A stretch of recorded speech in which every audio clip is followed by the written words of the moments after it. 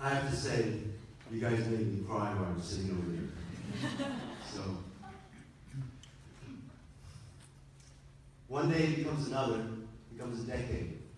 Our days can be so similar that you can't really remember them, distinguish them, unless something special happens and forces you to remember it. I remember covering the 9/11 attacks. I remember the day I got married, the day each of my children were born. And I remember the day my father died. And I remember September the 20th, 1987. It was a Sunday, and I was on my way to the Detroit Metropolitan Airport to say goodbye to a friend, Mrs. Lily Chin. I knew her because of her son who had been murdered, Vincent Chin. Even though I was a reporter, I felt I couldn't cover that story without bias, so I became an activist instead. I never covered it for TV. When I got to the airport, Mrs. Chin waved to me to come over to the ticket counter. And next to her, her sister was crying because she realized that Mrs. Chin had just purchased a one-way ticket to China. And after 39 years, Mrs. Chin felt that this country, that America, would not give justice to Asians. And she was going home to China. It's a long walk to that plane. And then I remembered the last time she saw Vincent, June the 19th, 1982. Vincent, 27 years old, gregarious, outgoing, was going to get married in a week to Ti-Hua. And he had worked 2 jobs as an engineer and a waiter to pay for the building or the house that he would have for his wife and his mother, Mrs. Lily Chin. He went to a strip joint for his bachelor's party in Highland Park, suburb of Detroit. Got in a fight with 2 men there over tipping the dancer. Ronald Egan's Chrysler foreman, and Michael Nitz, his stepson, who was an unemployed auto worker. And he even said, it's because of little motherfuckers like you that we're out of work. This was 1982. There was a recession in America. Auto recession, the auto industry was hit the hardest. And they blamed the Japanese cars. It's not the first time Vincent had been mistaken for being Japanese. It was not the first time the Japanese had been blamed for the recession. They got in a fight, got thrown out of the club. And then Evans and Nitz got in a car, and for 20 minutes tracked down Vincent. They finally found him outside of McDonald's on Woodward Avenue. While Michael Nitz held Vincent on the ground,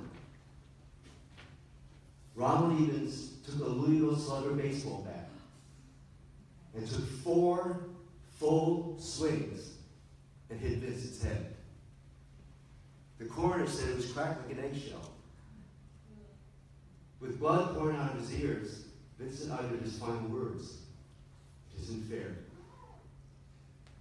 A week later, 400 people who had come for a wedding attended a funeral instead. When I first heard this story as a reporter, I was asked to participate in fundraising. And I said, I can't do it. But when I heard that story, I felt as if the blood had left my body. And I became an activist, and I dropped being a reporter on this one case. What wasn't fair was the resulting justice or injustice that followed. Evans and his plea bargained down to manslaughter, and they were given a fine of $3,000 with some court fees.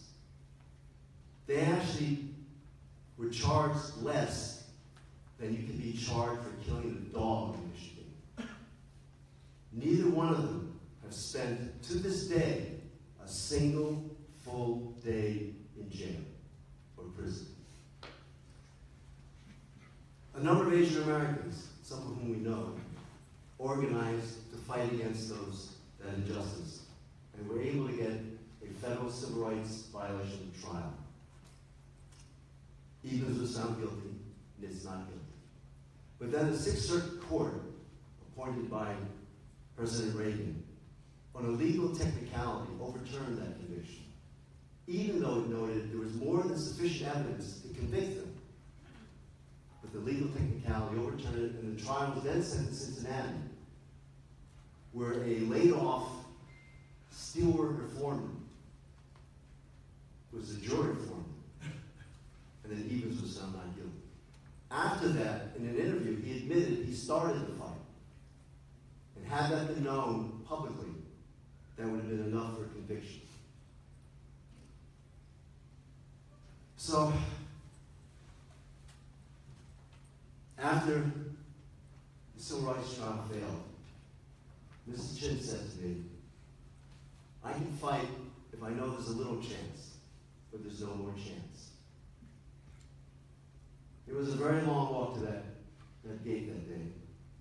I remember there were half dozen of us who had fought for her for years.